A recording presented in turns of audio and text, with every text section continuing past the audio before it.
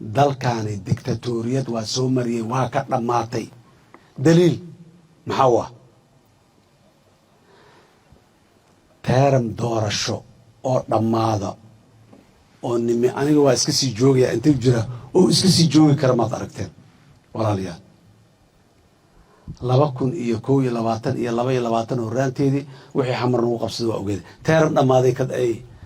ay ka timid oo qatar u galnay iyo dalka inuu naga xumaado maanta Hargeysa waxa ka taagan teeram dhamaaday ayaa salka ay ku haysaa markaad gadaal u sii raacdo hadawna dhamaan teeramka